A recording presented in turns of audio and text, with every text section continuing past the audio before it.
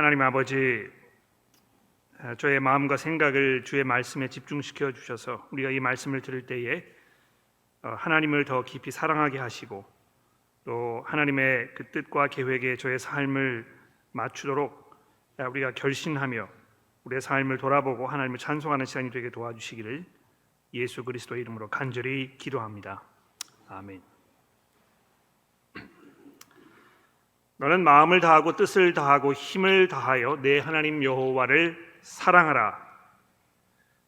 이 5절의 말씀은 신명기 전체 더 나아가서는 성경 전체가 우리에게 던져주는 가장 중요한 핵심 메시지가 아닐까 생각해 봅니다.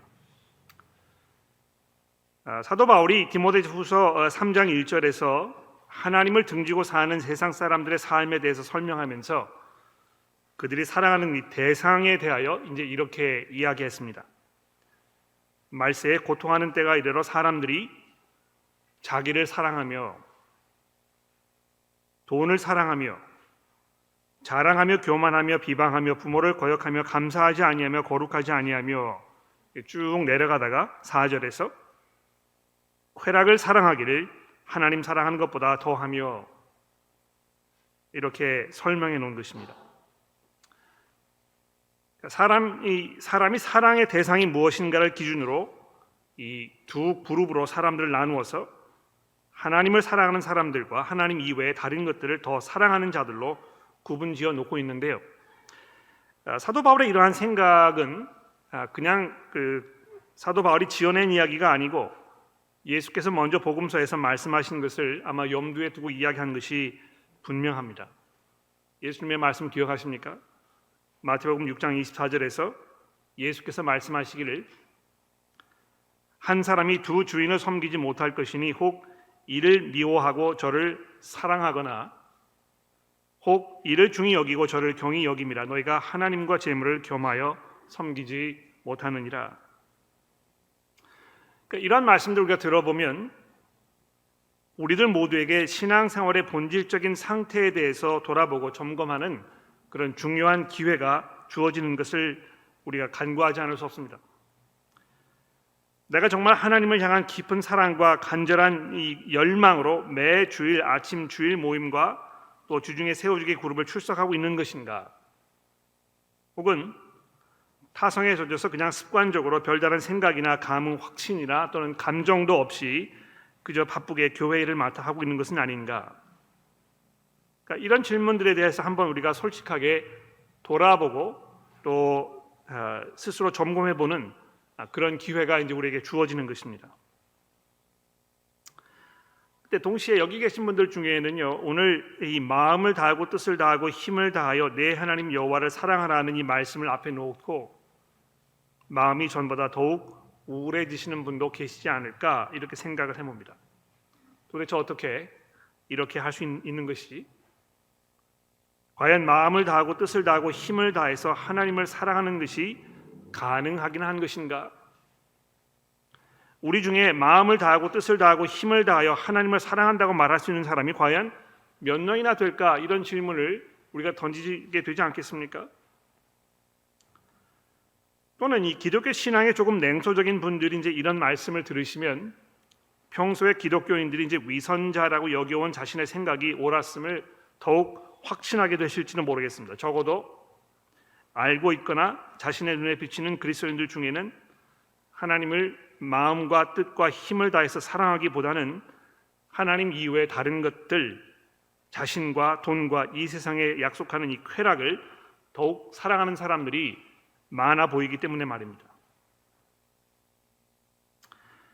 그러니까 이런 이슈들을 우리가 종합해 보면 오늘 이 본문 5절의 말씀을 깊이 생각해 보고 이 말씀이 우리 삶에 어떻게 적용해야 될 것인지를 잘 정리하는 것이 얼마나 중요한 것인지 다시 한번 새삼스럽게 깨닫게 되는 것입니다. 이 말씀을 살펴봄으로 인해서 하나님의 우리 신앙생활의 본질에 대하여 우리가 깊이 돌아보고 또 점검해서 보다 새로운 마음으로 하나님을 예배하게 되기를 기도하는 마음으로 오늘 이 잠시 본문의 말씀에 집중해 보려고 합니다. 이스라엘아 들으라. 우리 하나님 여호와는 오직 유일하신 하나님이시니 너는 마음을 다하고 뜻을 다하고 힘을 다하여 내 하나님 여호와를 사랑하라. 이 4절과 5절의 이 말씀은요, 유다인 사람들이 이제 지금도 매일 아침과 저녁 2번씩 암송하게 되어 있습니다. 유대 사람들은 이제 이 구절을 특히 셔마라 이렇게 이제 부르는데요. 이 셔마라는 이 말은 들으라 하는 그 동사 명령형입니다. 이 말씀을 듣고 이해하며 이것을 기억하고 거기에 순종하는 삶을 사는 것이 얼마나 중요한지를 강조하기 위해서 곧바로 6절에서 이렇게 설명합니다. 오늘 내가 네게 명하는 이 말씀을 너는 마음에 새기고 내 자녀에게 부지런히 가르치며 집에 앉았을 때든지 길을 갈 때든지 누워 있을 때든지 일어날 때든지 이 말씀을 강론할 것이며 너는 또 그것을 내 손목에 메어 기호를 삼으며 내 미간에 붙여 표를 삼고 또 내 집 문설주와 그 문 바깥에 기록할지니라. 여기 보시면은요, 이 한 가지 중요한 이제 패턴을 우리가 발견하게 되는데 내 마음에 새기고 이렇게 돼 있죠, 그렇죠?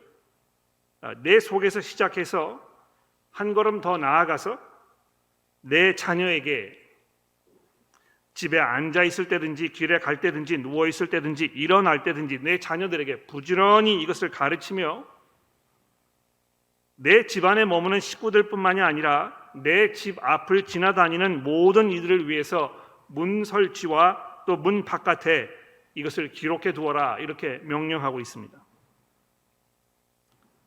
그러니까 이 말씀이 오직 한 분이신 이 하나님을 마음과 뜻과 힘을 다해서 사랑하라는 이 명령을 얼마나 자주 반복해서 되뇌이고 또 되뇌어야 하는지 이것을 말함과 동시에 삶의 모든 영역에서 그렇죠? 집에 앉아 있을 때든지 길을 갈 때든지 누워 있을 때든지 일어날 때든지 어디에서 무엇을 하든지 이 말씀을 기억하라고 명령하고 있는 것입니다. 근데 이 왜 하나님을 이렇게 마음과 뜻과 힘을 다해 사랑해야 하는 것인가? 이 문제에 대하여 4절에서 뭐라고 얘기하고 있습니까? 우리 하나님 여호와께서 오직 유일하신 여호와시니. 이 고백은요, 이스라엘 백성들이 지금 가나안 땅에 막 들어가려는 그 찰나에 그들이 섬겨야 할 이 하나님은 가나안 사람들이 섬기는 다른 신들이 아니고 오직 여호와라는 이름으로 자기 자신을 나타내신 바로 그 하나님, 이렇게 고백하고 있는 것입니다. 여기서 여러분 이제 이 하나님이라는 이 이름과 여호와라는 이 이름의 차이를 조금 이해를 하셔야 이 구절이 말하고자 하는 부분이 마음속에 확연히 들어오실 것 같아서 잠깐 설명을 드려보려고 합니다. 일반적으로 이제 우리가 한국 사람들 경우에 이 하나님이라는 단어를 기독교 성경이 소개하고 있는 절대자, 즉 예수 그리스도의 아버지이시며 온 세상의 창조주를 의미하는 그 고유 명사, 이 proper noun으로 사용합니다. 그러니까 다른 신들이 다른 종교에서 믿는 신을 하나님이라고 부르지 않는 것이죠. 그러니까 기독교의 그 신, 이분은 이제 하나님이라 이렇게 우리가 고유 명사로 사용하는데요. 4절에 보시면 우리 하나님 여호와는 이렇게 얘기했을 때 여기 이 하나님은 우리가 섬기는 신은 여호와시다 이렇게 이해하는 것이 맞습니다. 즉 이 성경의 하나님이라는 고유 명사보다 일반적인 신을 의미하는 일반 명사로 이해하는 게 맞다는 말입니다. 그러니까 가나안 사람들은 바알이라는 존재를 하나님으로 섬기고 애굽 사람들도 그들이 섬기는 이 하나님이 따로 있지만 우리가 섬기는 그분은 바로 여호와라는 이름으로 우리에게 나타나셨던 그 하나님이시다 이렇게 지금 선언하고 있는 것입니다. 천지를 창조하셨을 뿐만이 아니라 오래전 자신들이 조상들에게 이 땅을 기업으로 그 후손들에게 주시겠다고 약속하셨던 아브라함과 이삭과 야곱이 섬겼던 그분이 바로 우리가 섬기는 그 신, 그분의 성함이 바로 여호와시라는 그 하나님을 우리가 섬기겠다고 얘기하는 것인데요. 이런 고백 속에서 그분 이외에 다른 모든 신적 존재들, 사람들에 의해서 신으로 추앙받는 모든 존재들은 우리와 아무런 상관이 없는 존재들이며 그들에게 우리가 한눈을 팔거나 눈길을 주면 여호와께서 불타는 질투심으로 우리를 벌하게 하시는 것이 마땅하며, 그래서 오직 그분께만 홀로 모든 영광을 돌려드리는 것이 합당하다고, 그래서 하나님을 마음과 뜻과 힘을 다해서 사랑하는 것이 당연한 일이라고 이렇게 설명하고 있는 것입니다. 여러분, 이제 우리가 이 말씀을 우리에게 적용하는 문제에 있어서 아마 여러분과 저에게 다른 종교의 신들에게 마음이 가거나 또 눈길을 주는 그런 위험은 적을지 모릅니다만, 하나님 이외의 다른 대상을 마치 하나님으로 여기려는 우상 숭배의 위험은 여전히 치명적인 위험으로 늘 우리 주변에 도사리고 있습니다. 왜 그렇습니까? 우리는 하나님을 하나님으로 섬기지 않으려는 못된 습성을 가지고 있기 때문에 늘 하나님 이외의 다른 것에 우리의 마음을 주고 그것들을 사랑하려는 그런 성향을 안고 있는 것입니다. 이 디모데후서의 말씀에서 바울이 언급했듯이 자기를 더 사랑하며 돈을 사랑하며 쾌락을 사랑하기를 하나님 사랑하는 것보다 더 하는 이 죄악된 성향이 우리 모두를 포함한 이 모든 사람들의 마음속에 깊이 자리하고 있기 때문에 여러분과 저 성도들도 여기에서 자유로울 수가 없는 것입니다. 근데 여러분, 우리가 이제 이러한 유혹에 너무 익숙해져 있는 삶을 살고 있기 때문에 하나님보다 다른 것들을 더 사랑하는 지경에 이르렀을 때에도 그 일의 심각성을 대수롭지 않게 여기고 지나쳐 버리는 경우가 얼마나 허다한지 모릅니다. 근데 여기 모세가 이스라엘 사람들 향해서 하나님을 향한 사랑이 어떠해야 하는지를 설명하는 이 표현을 주목해 보십시오. 내 마음을 다하고 내 뜻을 다하고 내 힘을 다하여. 이 마음과 뜻과 힘이 서로 어떻게 구분되는지 설명하기 좀 어려워도요, 이렇게 구체적인 설명이 전달하고자 하는 그 의미는 어렴풋이 이 짐작이 됩니다. 모든 것을 다하여, 그렇죠? 주저함이 없이, 망설임 없이 전적인 헌신을 지금 의미하고 있는 것입니다. 한 주석가는 이 사람의 이것을 이렇게 이제 설명해 놓았습니다. 이 마음이라는 것을 사람의 속 사람으로 설명을 하고, 뜻이라는 단어를 그 사람의 겉을 통틀어 표현하는 그런 표현으로 사용하고, 그리고 힘이라는 이 말을 그 사람이 소유하고 있는 모든, 즉 가정이라든지 재산이라든지 같은 이 모든 외부적인 요소들을 의미하는 것이라고 설명하였는데요. 이렇게 얘기하면 이 마음과 뜻과 힘을 다하여 하는 이 표현이 보다 구체적으로 내 모든 것을 뿐만이 아니라 내가 가지고 있는 모든 것들, 내 삶의 모든 영역에 있는 것들 다 통틀어서 내가 하나님을 섬겨야 할 것이라고 이야기하는 그 사실을 말하고 있다는 것입니다. 근데 이제 이 하나님을 사랑하는 면에서 요즘 들어서 특히 이제 뭐 그 은사주의 그 신학의 영향에 의해서 하나님을 사랑하는 것은 기본적으로 하나님께 감정적인 어떤 그 헌신을 다하여 하나님을 찬송하고 또 나의 어떤 그 주체할 수 없는 감정을 다 표현해내는 것이라고 이렇게 이제 흔히 많이 이해가 되고 있는 것 같습니다. 그러니까 뭐 찬송을 부를 때 그냥 찬송 부르는 것이 아니고 정말 열정적으로, 또 경우에 따라서는 이 그 복받치는 감정이 그대로 표현되어야 하는 이런 것으로 나타났을 때 비로소 이 사람이 진정으로 이제 하나님 사랑하게 되는 자리까지 간 것으로 이렇게 이해되고 있다는 것입니다. 근데 문제는 성경 말씀이, 특히 신약 성경이 이 하나님을 사랑하는 문제에 대해서 이야기할 때 어떤 그 감정의 표현에 대해서 그렇게 많이 이야기하고 있지 않다는 것입니다. 오늘 본문에도 이제 우리가 살펴보면 하나님을 사랑하는 것에 대해서 이야기하면서 그 전후로 뭘 강조하고 있습니까? 하나님의 명령을 듣고 그것을 가르치고 그것을 배워서 순종하고 또 이것을 내 자손들에게 가르치고 강조하여 그들이 다른 길로 가지 않도록 잘 보스리는, 이것이 하나님을 사랑하는 그 사랑의 기본적인 표현이라고 말씀하고 있다는 것입니다. 즉 참된 사랑은 순종이라는 것입니다. 요한복음 오늘 아침에 그 봉독된 말씀에도 보시면 예수께서 그렇게 말씀하셨지 않습니까? 굉장히 중요한 말씀으로 생각되는데요. 너가 나를 사랑한다면 내 계명을 지킬 것이다.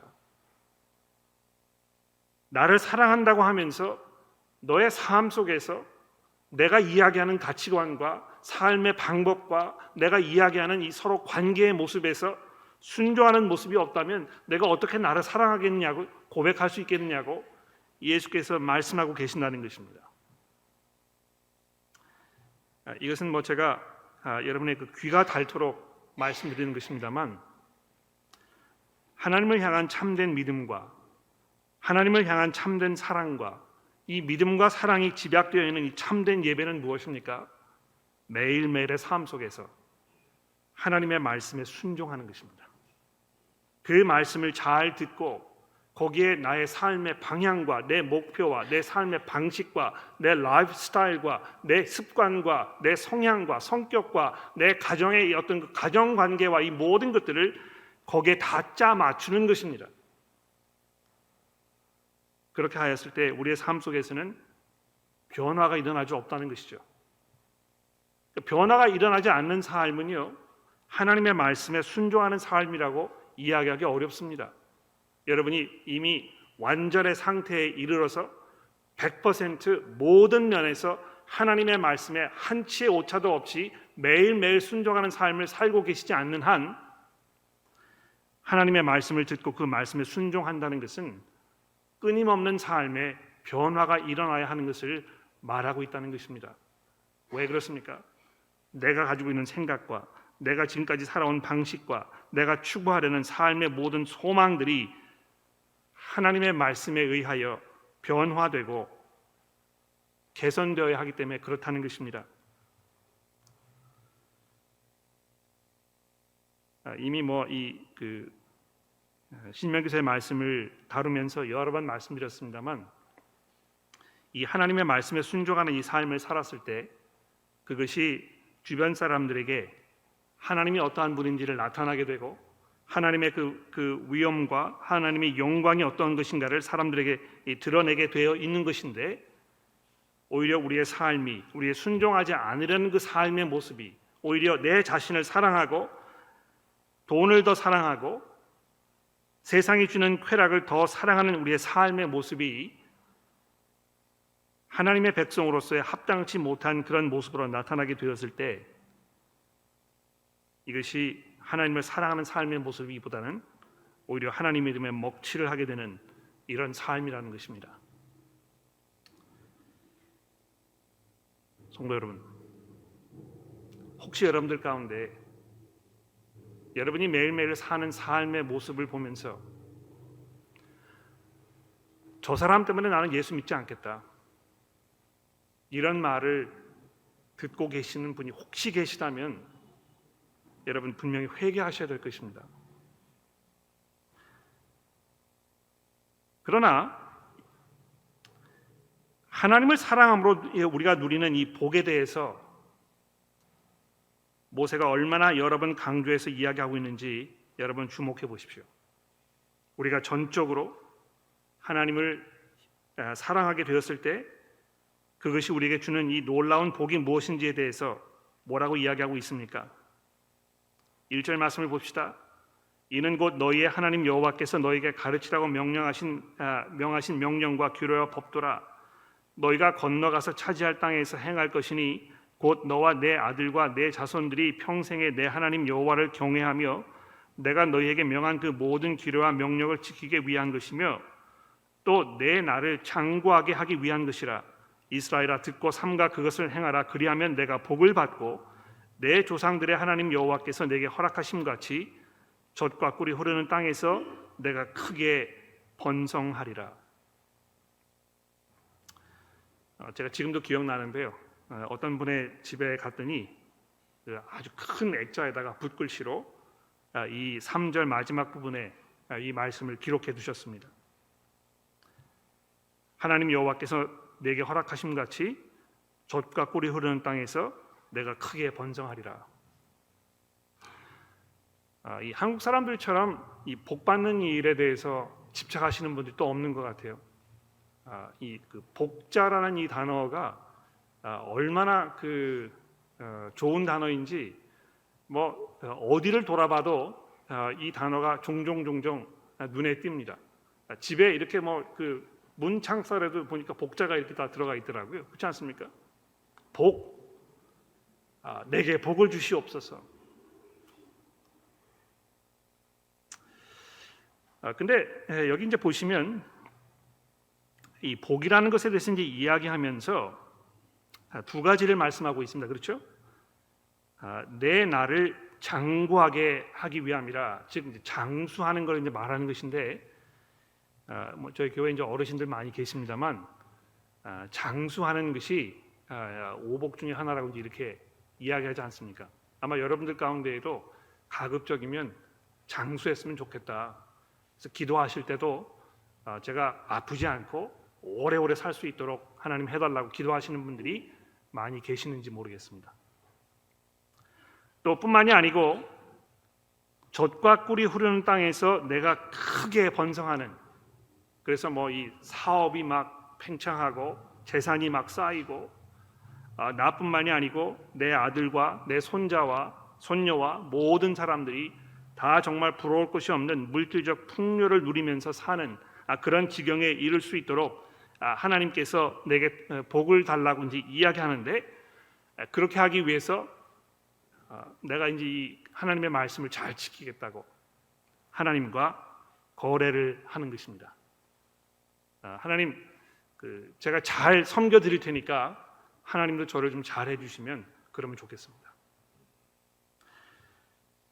이제 그런 마음을 가지고 계시기 때문에 삶의 계획이나 생각이 내 마음대로 잘 풀어지지 않았을 때, 또 내가 원하는 바대로 일이 진행되지 않았을 때 이제 하나님을 원망하는 것이죠.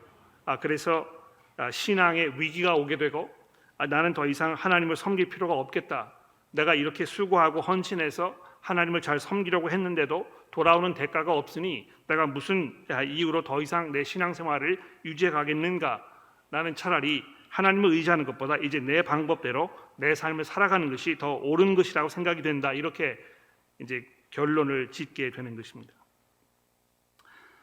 근데 여러분, 한 가지 이해하셔야 될 것은요, 이 모세가 신명기서에서 내 나를 장구하게 하기 위한 것이라 이렇게 이야기하면서 오래된 삶, 장수하는 삶을 그냥 장수하는 삶으로 이야기하지 아니하고 어떤 것을 추가로 설명하고 있습니까?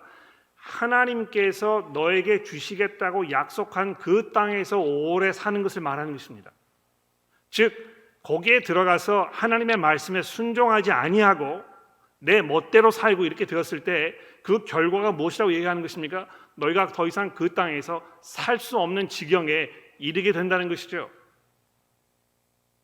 마치 아담과 하와가 이 젖과 꿀이 흐르는 그 동산과 같았던 그 에덴 동산에서 하나님의 말씀에 순종하지 않음으로 인하여 거기에 더 이상 영원히 살 수 없게 됐고 거기에서 추방을 당했던 것처럼 이스라엘 백성들이 이 가나안 땅에 들어가서 그 말씀에 순종하며 하나님을 참으로 예배하는 삶을 살기를 거부하였을 때 내가 더 이상 그 땅에 머무를 수 없게 될 것이라는 것을 말씀하고 있다는 것입니다. 그러니까 여러분, 이 오래 사는 것이 중요한 것이 아니고요, 어디에서 사는 것인가가 중요합니다. 그렇죠? 왜 레바논이라든지 뭐 이 아프리카라든지 이런 곳에 살치던 분들이 그 위험을 다 무릅쓰고 호주로 이민 오려고 하는 것입니까? 그런 지역에서 오래 사는 것이 중요한 것이 아니고요, 이 호주와 같은 이 평화로운 곳에 와서 여기에서 사는 것이 삶의 질을 높이는 아주 중요한 결정적인 요소가 되기 때문에 그런 것입니다. 우리가 매일매일의 삶을 살아가면서 우리의 방법대로 돈을 사랑하며 내 자신을 사랑하며 세상이 주는 쾌락을 사랑하는 삶을 살았을 때 그것이 마치 우리의 삶을 윤택하게 하고 우리의 삶의 질을 높여주는 것처럼 우리가 착각할 수 있을지 모르겠습니다만, 그러한 삶을 100년 만년 살아가는 그 사람들에게 그것이 얼마나 고통스러운 일이겠는가 생각해 보십시오. 마치 돈이 풍성하면 내가 행복할 것인 것처럼 생각되지만 결코 그렇지 않다는 것입니다. 내가 그저 육신적인 건강이 있으면 삶이 행복할 것인 것처럼 생각되지만 그렇지 않다는 것입니다. 삶을 뿔로 사신 분들, 인생 경험이 많으신 분들, 저희 가운데 앉아 계시는 여러 어르신들의 삶의 모습을 이렇게 들여다보고 그분이 하신 말씀 들어보면 그저 잘 먹고 잘 사는 것, 오래 사는 것이 삶의 기본적인 목표가 아니라는 것을 내가 이제 와서 깨닫게 되었다고 이렇게 말씀하시는 것을 들어보게 되지 않습니까?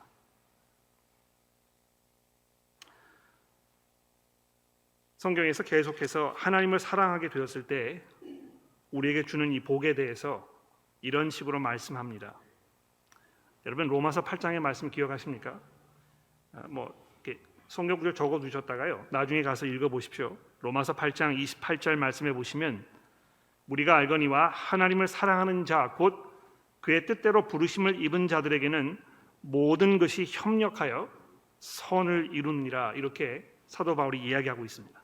그러니까 여러분과 제가 정말 하나님을 사랑하여 하나님의 말씀에 순종하는 그런 삶을 살았을 때 그 결과가 뭐라고 얘기하고 있습니까? 그저 장수하고 오래 해서 이 사업이 번창하고 이렇게 하는 것이 아니고요. 이 모든 것들이 다 협력하여 하나님의 선한 뜻을 우리 삶 속에 실현시키신다고 말씀하고 있다는 것입니다. 또 야고보서 1장 12절의 말씀을 기억해 보십시오. 야고보서 1장 12절입니다. 시험을 참는 자는 복이 있나니 이런 시련을 견디어낸 자가 주께서 자기를 사랑하는 자들에게 약속하신 생명의 면류관을 얻을 것이니라. 그렇죠? 여러분과 제가요.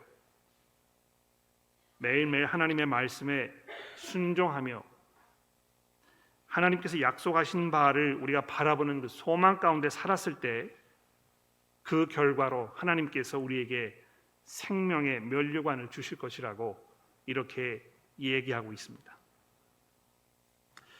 어떤 면에서 신약 성경이 우리에게 이야기하고 있는 이 복이라는 것은요, 이게 이제 좀 신학적인 용어를 사용할 수밖에 없는데 종말론적인 복입니다. 그 뭘 말하는 것이냐 하면 그냥 우리가 일반적으로 생각하는 어떤 그 물질적인 축복들, 잘 먹고 잘 살고 오래 살고 건강하고 이런 것을 말하는 것이기보다 예수께서 재림하셨을 때 완성될 하나님의 나라에서 우리가 풍성하게 누리게 될 우리가 지금은 어렴풋이 알고 있는 이 하나님께서 그 사랑하는 사람들을 위해 준비해 놓으셨던 그 엄청난 이 기업들을 우리가 누리게 되는 그 축복을 누릴 것이라고 이야기하고 있다는 것입니다. 그러면 여러분 우리가 뭘 해야 되겠습니까? 매일매일 그 말씀에 순종하면서 그 날이 올 것을 기대하며 인내하는 삶, 이것이 하나님을 사랑하는 사람들의 삶의 몫이라는 것입니다.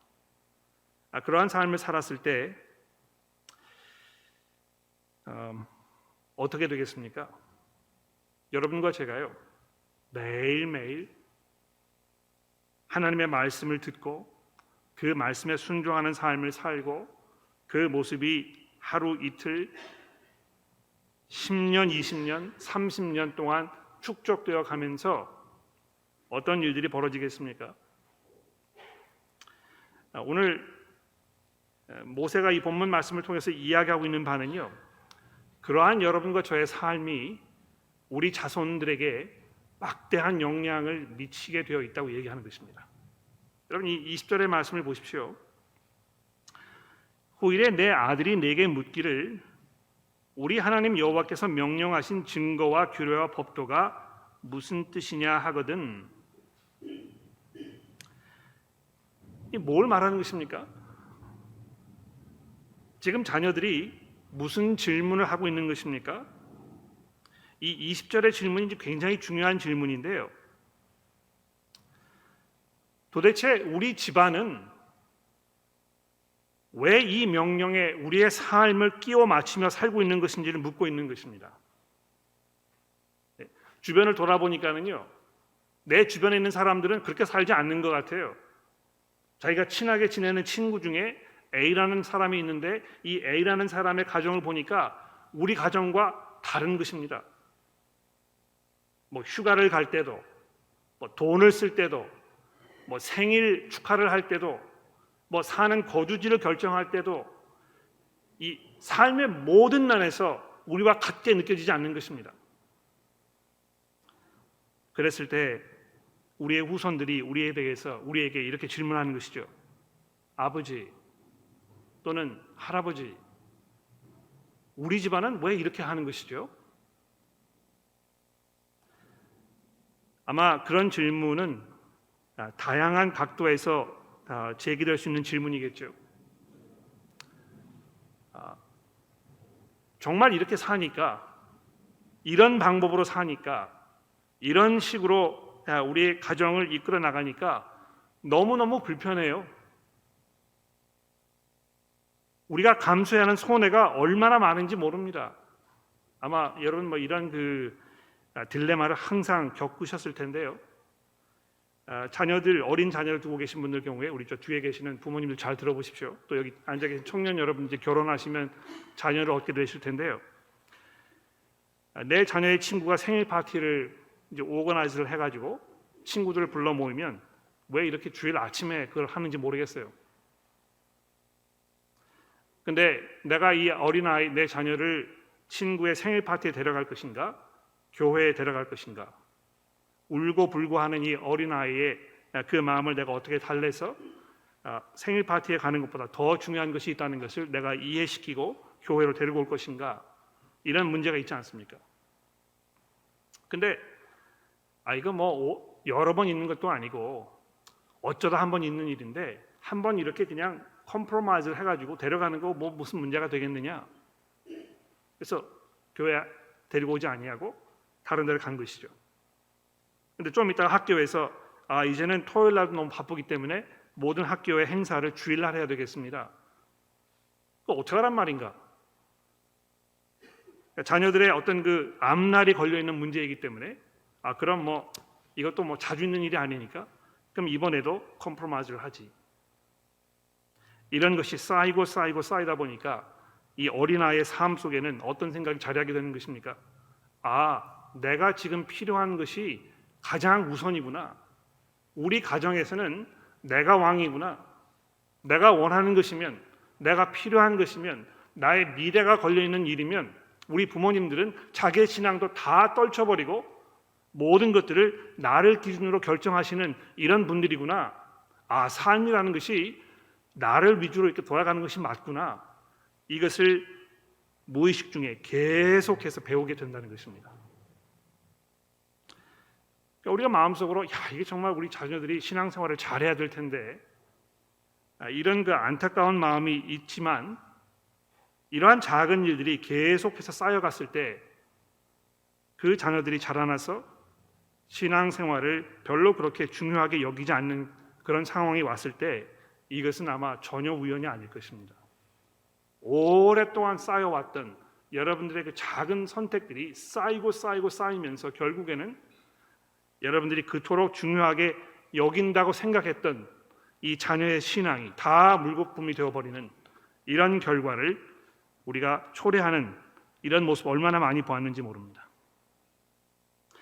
그러니까 이 모세가 오늘 본문 말씀에서 이스라엘 백성들이 가나안 땅에 들어가서 물질적인 축복을 누렸을 때 경험하게 될 이 그 위험에 대해서 그렇게 분명하게 얘기하고 있지 않습니까?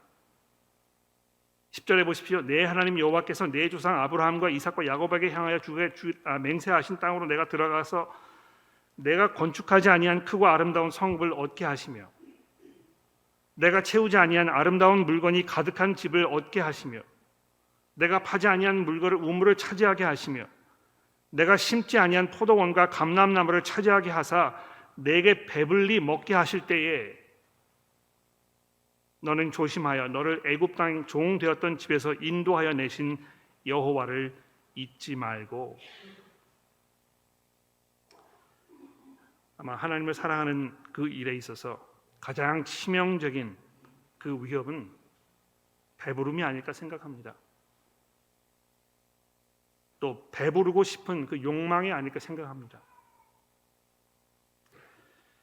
이 배고픔이라는 것이 뭐 그저 단순히 어떤 음식이 부족해서 느끼는 그 허기짐만을 이야기하는 것이 아닐 것입니다. 그렇죠? 내가 원하는 것들을 다 소유해야 하는, 내가 이 소비를 하면 할수록 마치 이것이 나에게 영원한 기쁨을 가져다 줄 수 있는 것처럼 우리의 뇌를 쇠뇌하고 있는 이 세상의 그 사고 방식, 이런 것들이 다 번복이 되어 가지고요, 여러분과 저의 이 신앙 생활을 질식시키고 있는 것입니다. 이게 뭐 초등학교, 특히 중고등학교 자녀들을 두신 부모님들의 경우에 이런 문제가 굉장히 심각한 문제라고 생각이 되는데요. 지금 당장 눈에 나의 어떤 그 자녀들의 그 성공, 물질적인 성공, 이것이 너무너무 중요한 일이기 때문에 그것을 위해서라면 모든 것도 희생하려는 준비가 되어 있는 삶의 기본적인 그 방법이 여러분의 가정을 다스리고 있다면 그 결과가 어떻게 되겠습니까? 그러니까 여러분, 이런 면에서는요, 아직 결혼하지 않으신 분들 계시면 잘 들어보십시오. 남편과 아내가 이 부분에서 한 마음으로 한 신앙 안에서 모든 것이 연합하여 한 방향으로 가는 것이 너무너무 중요한 것입니다. 아내는 신앙생활을 잘해서 자녀를 정말 말씀으로 잘 키우고 싶은데요, 아빠가 그런 생각을 가지고 있지 않으면 자녀가 신앙생활을 잘 하기 어려울 것입니다. 마치 그 자녀는 머리가 두 개가 달려있는 기형아처럼 계속해서 혼란스러운 상황 속에 살아갈 수밖에 없게 되어 있습니다. 오늘 본문 말씀에서 내 아들과 손자들에게 또 그 손자의 아들에게 이 말씀을 가르치라고 이야기했을 때, 이 가정에서 부모들이 맡아야 하는 이 책임, 특히 그 가정을 책임지고 있는 이 아버지의 역할들이 얼마나 중요한 것인지를 성경이 이미 여러분과 저에게 증거하고 있다는 것입니다. 마지막으로 아까 처음 말씀드렸던 문제를 조금 다뤄보겠습니다. 이거 어떻게 우리가 정말 성경이 오늘 이야기하는 것처럼 마음과 뜻과 힘을 다해서 하나님을 사랑할 수 있겠는가? 이런 문제가 마음속에 많이 걸리시고, 또 여러분의 삶을 돌아보셨을 때 내가 그렇게 하지 못하고 있는데 어떻게 할 것인가 이런 죄책감 속에 빠져 계신다면 요한복음 21장에 일어났던 그 사건을 여러분 한번 생각해 보십시오. 요한복음 21장에 어떤 사건이 기록되어 있습니까? 부활하신 예수께서 물고기를 잡기 위해서 어부의 생활로 돌아간 제자들을 찾아가셨습니다. 그리고 특별히 그 제자들 중에서 시몬 베드로를 불러내셔서 요한의 아들 시몬아, 내가 이 사람들보다 나를 더 사랑하느냐, 이렇게 물으셨는데요, 한 번도 아니고 두 번도 아니고 세 번이나 묻지 않으셨습니까? 그러니까 왜 세 번이나 물으셨습니까? 베드로가 세 번이나 예수를 부인했기 때문에. 아마 베드로는 예수님의 이런 그 질문을 받으면서 마음이 찢어졌을 것이라고 우리가 일반적으로 생각하겠죠, 그렇죠? 이게 얼마나 이게 내가 잘못한 것인가? 이게 얼마나 고통스러운가? 예수께서 얼마나 지금 나를 책망하고 계시는가? 그러니까 이 예수께서 정말 잔인하시게 이 심적 어떤 그 고통을, 고문을 지금 하고 계시는 것으로 이렇게 생각할지 모릅니다만, 이 21장의 사건의 포인트는 무엇입니까?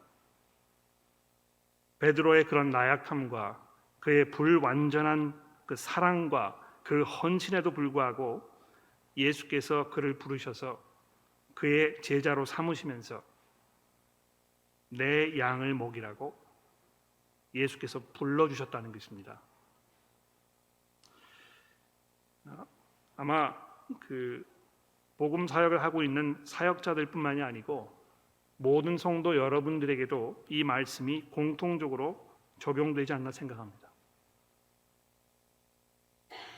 우리가 잘 하고 있지 못할 때에 나의 삶의 모습이 계속적인 타협과 또 실패로